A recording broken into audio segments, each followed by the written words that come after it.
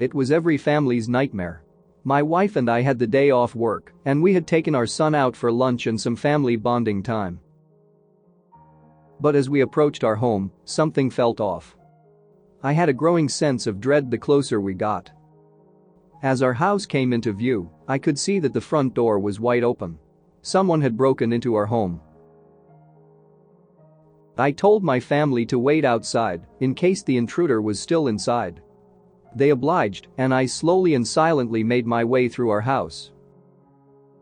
As I stepped into the living room, I saw broken furniture, nothing in its correct place, just utter chaos. Was this person looking for something?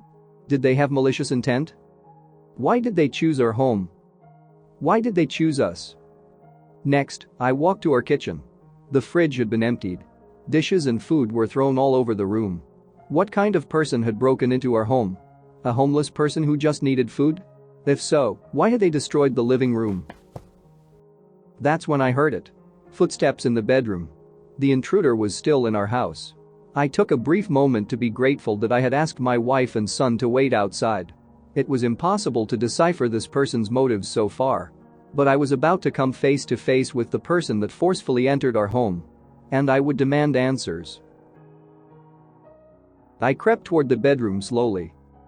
Slowly, I approached the door and focused on the sliver of light slipping through the crack. I could see faint shadows dancing in the light. I raised my hand, placed it against the door, and took a deep breath, readying myself for whatever may be on the other side. I pushed the door open and stepped through the threshold with authority. I couldn't believe my eyes. I actually rubbed my hands over them, thinking I was imagining things. There, in my son's bed, was a young girl with curly blonde hair. She stared at me with wide eyes. She must have been terrified. I must have been a few feet taller and at least 100 pounds heavier than her. I must have been a sight to see for that little girl. But she should have considered that before breaking into my home. I called my wife and son to see what I found.